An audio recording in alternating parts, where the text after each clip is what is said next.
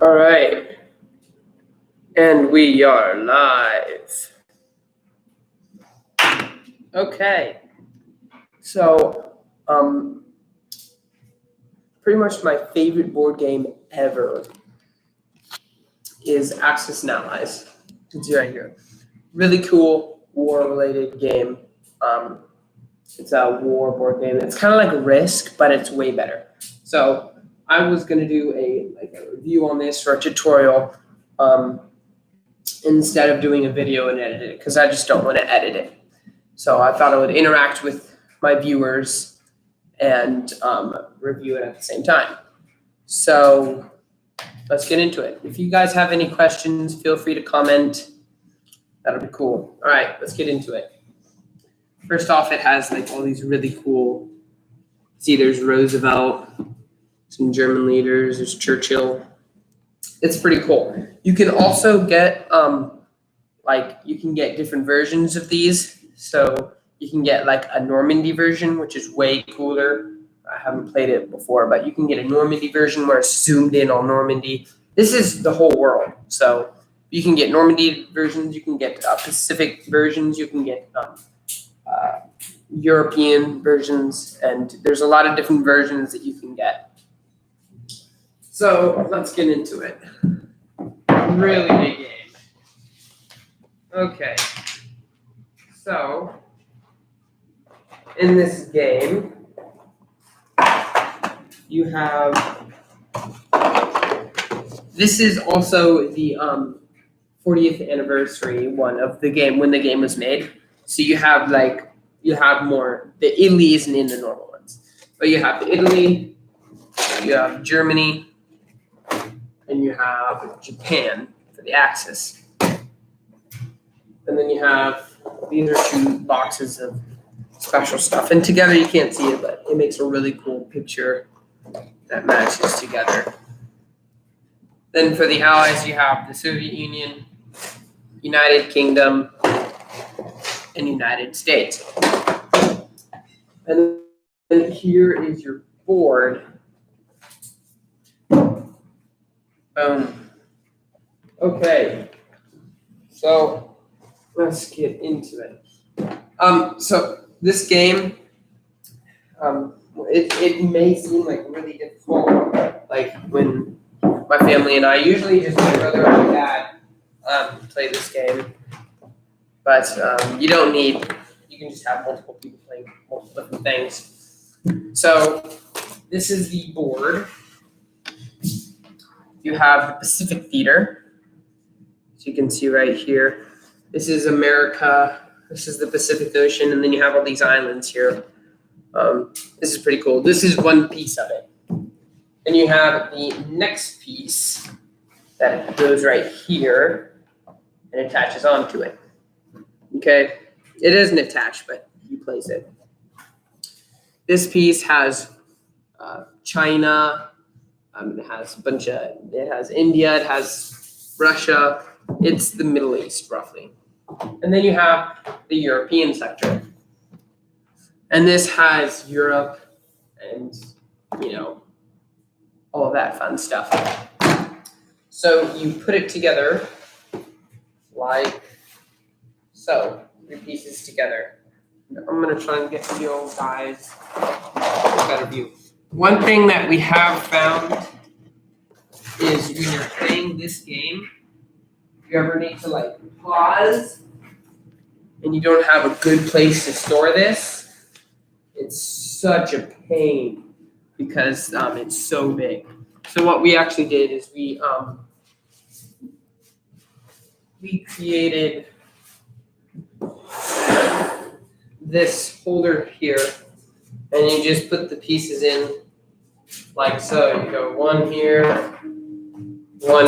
and it stores them like a bookshelf. And then you can put it up. We usually put it right here. So you just put it up there, and then you have them all nice and stored. That was after forever because you can't just leave this out. It's gonna get messed up and bumpy, and it's just gonna get messed up. So the board is pretty big though, but it's so legit. Okay. So let's go over. So I'm going to go over the rules, and then at the end I'll talk about what I think about it. So every country that is participated in this war has a box. Okay. And these boxes all have the same thing in it. They do look a bit different though. So, okay. So first off, when you open your box here, all these countries are the same, just their pieces look a bit different. So your bomber may look a bit different, which is understandable. But so this is your gaming card. Right here, it shows here where you're gonna put your pieces on the board. So at the beginning, when you're first doing it, it'll be like, where the heck is, because you can't pronounce it, So this is where, so there's two different versions you can play too, 1941 and 1942. But today we're going to be setting up for 1942 because the next time we play, that's what we're going to play with. So basically it just has all of these. And for America, you have control of China. So it's separate pieces, but you are in control of China. And then back here, it has how much units are worth, and it has how many spaces they can move, how much attack they have, and how much defense they have. And then right here, it has the order of play for 1941 and 1942. So like which countries go first. And then turn sequence. This no one really follows, but it's what your turn is supposed to look like. First, you're supposed to do research and development, then purchase units, then combat move, then conduct combat, non-combat move, mobilize new units, collect income. But we don't really play by that. And then order of play. For 1941, Germany goes first, Soviet Union goes second, Japan goes third, United Kingdom goes fourth, Italy fifth, and America last or sixth, which is annoying because I'm usually America and it's so long. These turns are pretty long. That's one of them. It can take a long time. So let's get into the pieces. Most of these pieces are the same. They all have the same attack, defense, and whatever, So let's start with ships. So you have several different ship types. You have, is that all of them? Yes, that is. So you have the battleship. And eventually you're going to memorize this. But this is your battleship. It's the biggest piece of them all compared to the smallest. See, it's actually pretty big. But this piece on the water can move 2 spaces. All of the sea units can only move 2 spaces unless you have research and development on them. And this thing attacks, so when you roll the die, it rolls a 4 or less. So if you roll a die and it gets a 4, then it takes out another unit or a bad guy unit. And if you get a 3, 2, and 1. So in this game, unlike other games, you want a lower number. The lowest number you can get on your die is better for you. So this is the battleship. It hits 4, it attacks and defends at a 4. So if someone were attacking you, you would get to roll a 4 against their units. And if you were attacking someone, you'd get to roll a 4 against their units. It's the same attack and defense. This is the aircraft carrier right here. It's pretty big. And again, I see all of these pieces are different. So this aircraft carrier can hold 2 planes. Oh, and the reason this is so good is because it's $20. It's 20 IPCs, and I'll talk about that currency in a bit. This aircraft carrier is 14 IPCs, but it has a really low attack and defense. And for the people attacking, this just shows what you get to roll or what your goal is for both sides. So the aircraft carrier, when it's defending, it defends at a 2 or less. So if you get a 2, it will take out another unit. But when it's attacking, it attacks at a 1 or less. So if you don't get a 1, then it doesn't count. but it does have planes on it. And planes are very, very useful. So let's just go to planes real quick. Planes cost 10 IPCs. This is the American plane. They all look a bit different. But these planes cost 10 IPCs. And they can move 4 spaces on the board. And space on the board is one of these. So as you can see, there's like lines, really faint lines. But like if you had a ship, you can only go 1, 2. Move 2 spaces. But with a plane, you can go over water too. So you can go 1, 2, 3, 4. Okay? So a plane just can travel farther. Okay, so this plane is 10 IPCs, can travel 4 spaces. But when it's defending, it rolls a 4 or less. And when it is attacking, it rolls a 3 or less.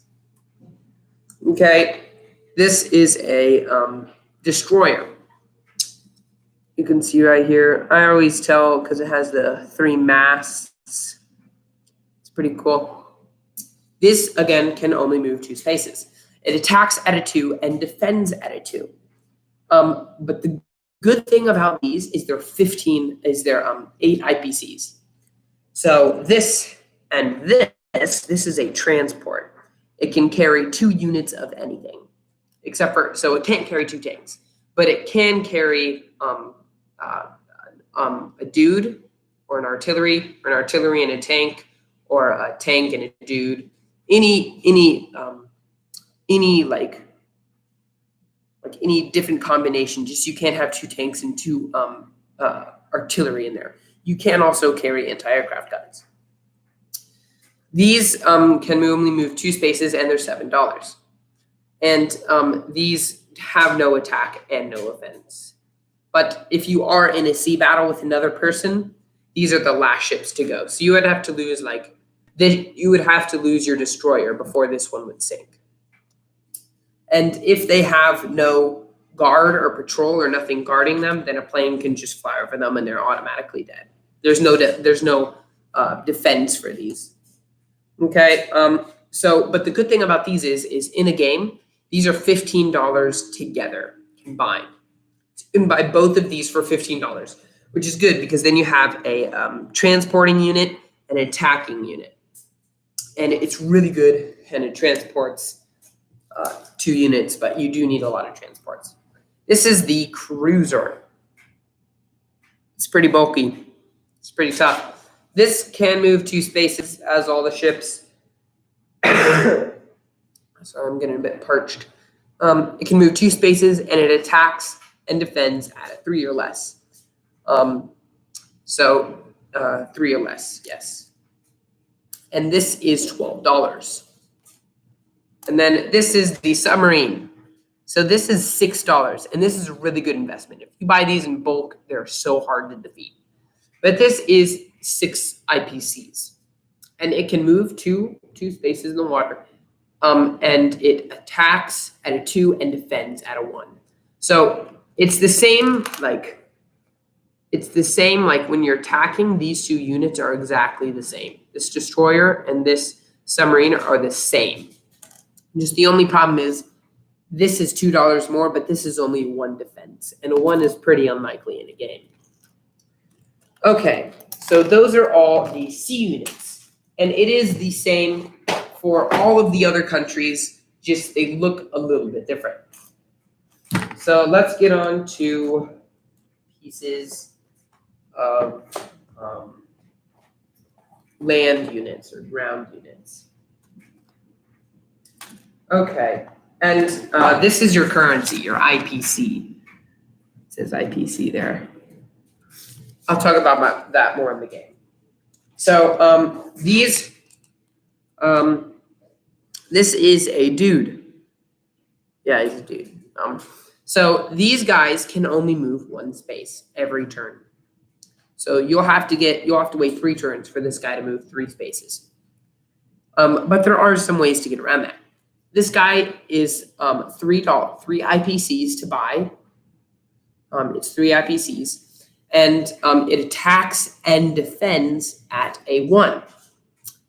But there are some ways to get around this weakness. This is an artillery or an RD. This can move 1 space and attacks and defends at a 2. This is a tank. This can move 2 spaces and it can attack and defend at a 3. So 1, 2, 3. But there are some ways to get around it. If there is an RD and a person in the same space, in the same landmass, then this RD makes the person 2. It attacks and defends at a 2. So when you're buying dudes, you always want to have at least one of these together. And that'll make it the ultimate attack force. And then this tank can travel with the RD, and the tank can make the RD move 2 spaces instead of 1. But that's only if they're moving together. But the person still can only move 1 space regardless. Except for if you have bombers. So we already talked about planes, but we haven't talked about bombers. This is a bomber. This is the American bomber. This bomber can move 6 spaces on the board. They are 12 IPCs to buy, and they can bomb. That's their main purpose.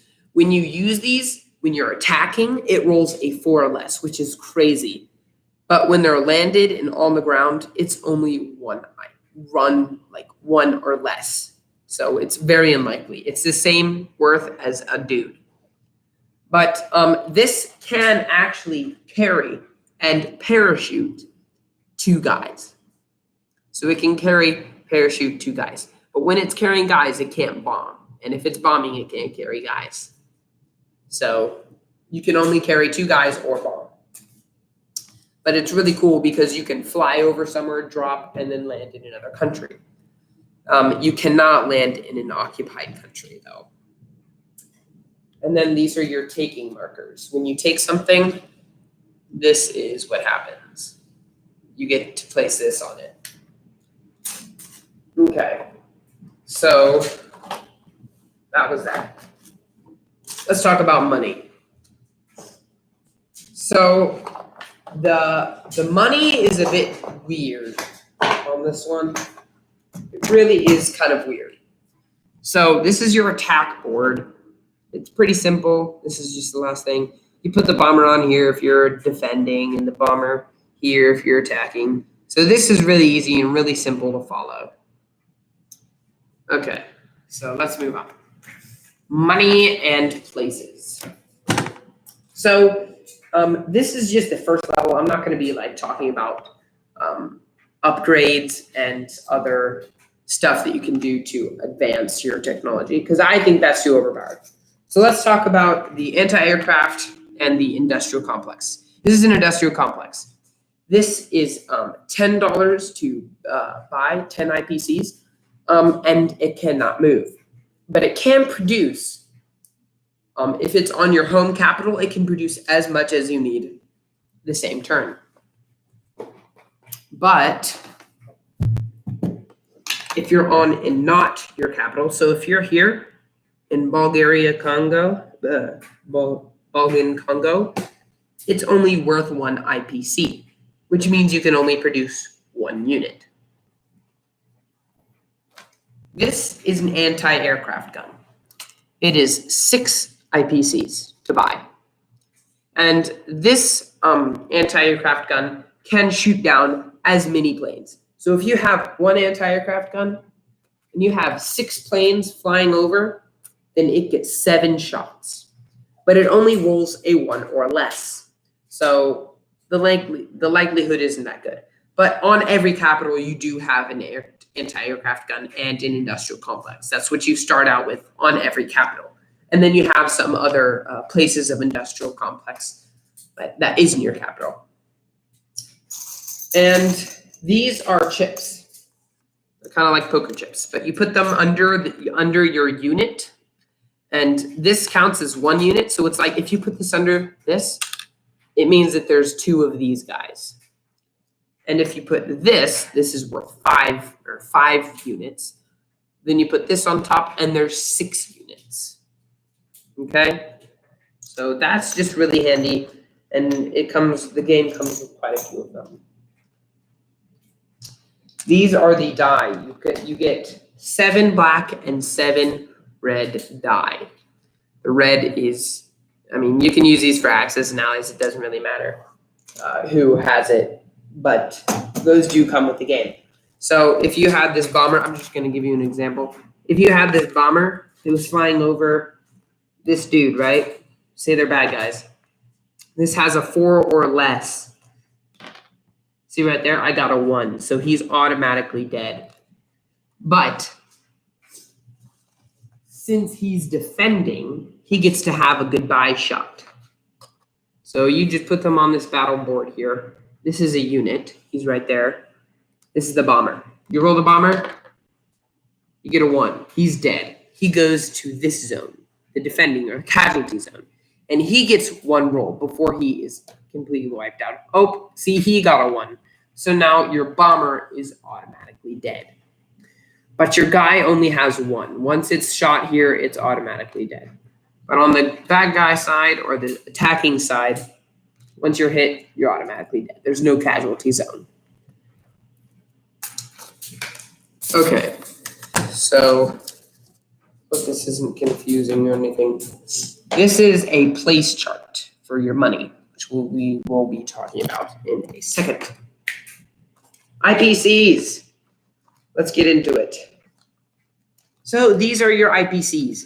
You have the 10 IPC, the 5 IPC, and the 1 IPC. And these IPCs are tailored to how many countries you have. So you see this number here? There's a number on every single one of these countries, except for the neutral ones. These are neutral, which means you can't fly over them, pass through them, or anything like that. But the IPCs are tailored to how many countries you have with the number. So if you have this country, if you have France and Germany, Germany's worth 10, France is worth 6. You have 6 IPCs. And that is what your budget is. And if you conquer more countries, then you have a higher budget. And so you'll get these at the end of the turn. And this is what you use to buy your units. You follow the price chart. And just to make everything clear,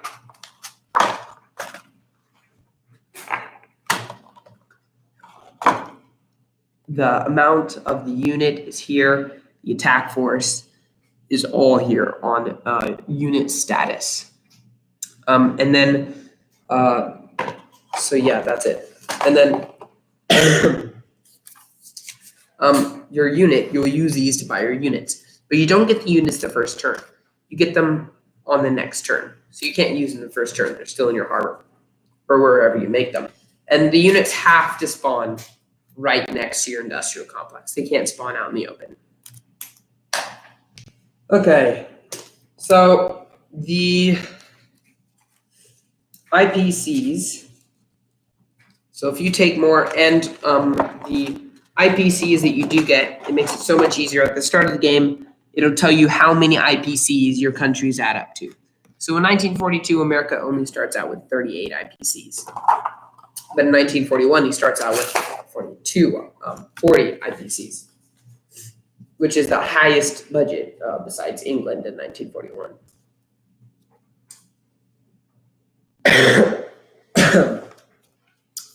So that is the IPC situation.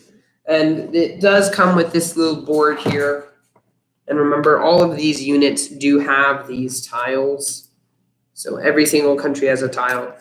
And you can just put them so you don't forget, on the number. So Japan actually starts out with 17. So you would put that there, on there. And if you move up, if you gain another territory, you move it up how many IPCs or what the number is on the country. You move it up that many. Okay, so that is it for IPCs. And that is actually pretty close to the end. We're getting pretty close to it. It's a really kind of complicated game. In the beginning, it's really complicated. And there is a rule book, but it is slightly confusing. Here's the rule book right here. So another thing is China is under America's control. So America controls the IPCs on China. China is all the things with this little sun symbol on it. So even though these aren't a part of China, only this one, this one, this one, this one, this one, this one, this one, and these two. And for every two China sectors you have, one Chinese person gets spawned on the board. So you get 1, 2, 3, 4. So you get 4 Chinese guys every game if you own every single unit. But Japan is there, so you're not going to have them all the same turn if you are that. And the Chinese men cannot leave your Axis and Allies area. They cannot leave. They can't leave China. They just can't. Their planes can't. America actually gives them a plane at the beginning of the war, and it spawns there, but they're not allowed it. It's not allowed to move. And another thing is canals. You have this canal here, right? Suez Canal. There are 2 sides to it, Egypt and Transjordan. And I would just like to note that these countries are the same. Like India is a bit bigger here, Persia is still there, and all of they're just sectors. They're not actual countries. Okay, so you have to control both sides to have ships pass this canal. And these ships, you have to control both sides for. So if you take it one turn, your units can pass it. You have to wait till the next turn for your ships to pass, and you have to control both sides. But the good thing is you don't need a transport to make guys go to the other side. You can just walk across your dudes to the other side. And there is this is the only one that you can walk across, but there is another canal right here. There's Gibraltar and Morocco or Algeria. So you have to control both sides for that one too. And there are a lot of critical points and tips, tricks that I could teach you, but I won't if you guys don't want me to. And another thing is the goal of the game is to conquer the Axis or the Allies, either one. The first one to take 13 countries wins the game. So, and it has to be foreign countries that are the Allies countries. So the first, like, if the Allies took 11 countries in Europe, 13 countries in Europe, you can do 13 for a longer game and 11 for a shorter one. If the Allies took all these countries here and add one of these tokens on there because they won, then that's how you win. If the Axis took 13, then that means they won. So that's how you do win. But my dad and I, Micaiah, have been trying to come up with a different way to win, but we have not. The game is kind of rigged into the Allies' favor. So we've been playing with it and toying with it, but it usually turns out an Allies win. The Allies usually always win. Except for if you're playing with the token game, the way it's supposed to be played. Yeah. So, I'm trying to think of anything else. Amphibious. So that is the the big picture, the big idea. You just got to move your pieces in. That's the big idea of how you play it. You can read this book, and once you figure it out, or you you can handle the game or you've gotten the hang of it, then you can like switch to doing upgrades and stuff. So yeah, that is the game. I'm actually gonna set up now. It took a long time to explain. Long time to explain. And China actually has. They don't have to use it with those dudes. So if you guys just wanna hang out, comment, I'll reply to those when I can, right now. So I'm gonna set up. If you got any questions, I got answers. So.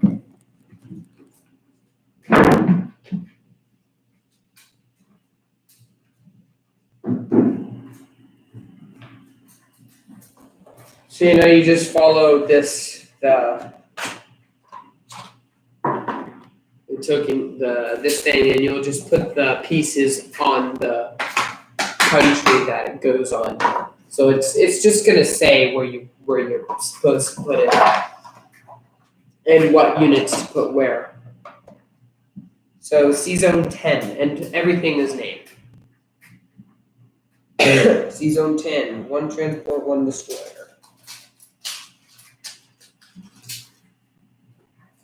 That is over here. That's there.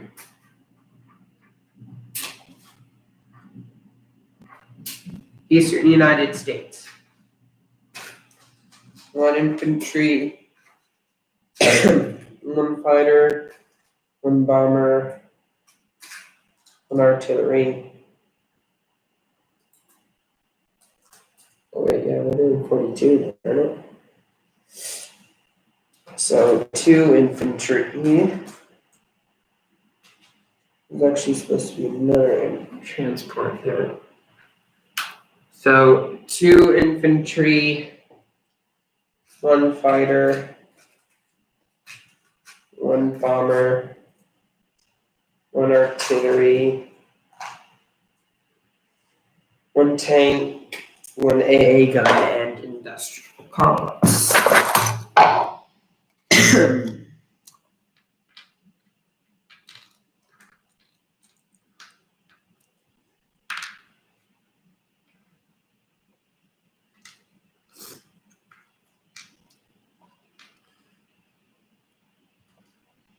So how's everybody's Thanksgiving?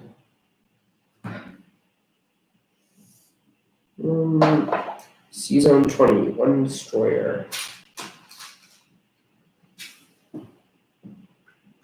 I'm just doing America right now. Alaska, 1 infantry. Most of America's units are in the Pacific. Central Mid-States, 2 infantry. 2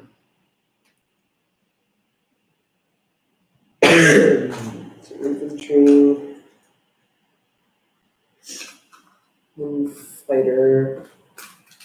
1 bomber, 1 AA gun, 1 industrial complex. That is all in Western United States.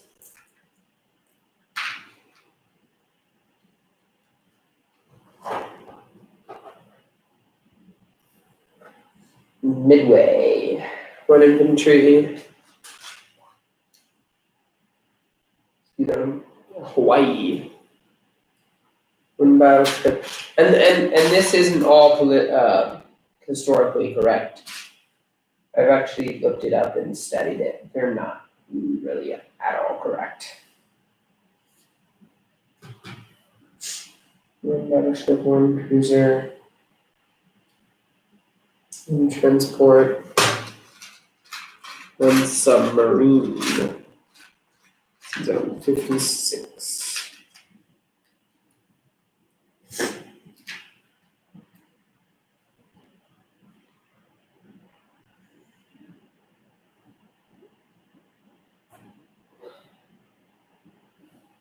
Hawaii. 2 infantry, 1 fighter.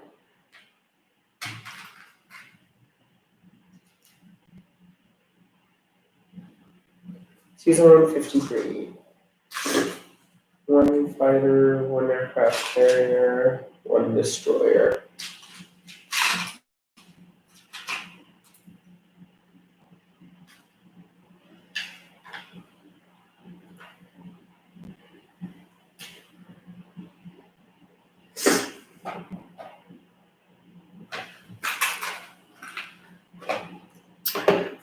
And then China, Shanghai, Nixa, 1 infantry, Sinyana, 1 infantry, Tiffin, 1 infantry, freaking Yannon, 2 infantry, and 1 fighter US. This fighter can't leave. And then Fenganoy, 1 infantry. So that is the main gist of it all. Hope you guys liked this video. If you guys have any more ideas for videos, feel free to comment them below, and I don't know, we can do it soon. So, thank you for watching. We'll talk later.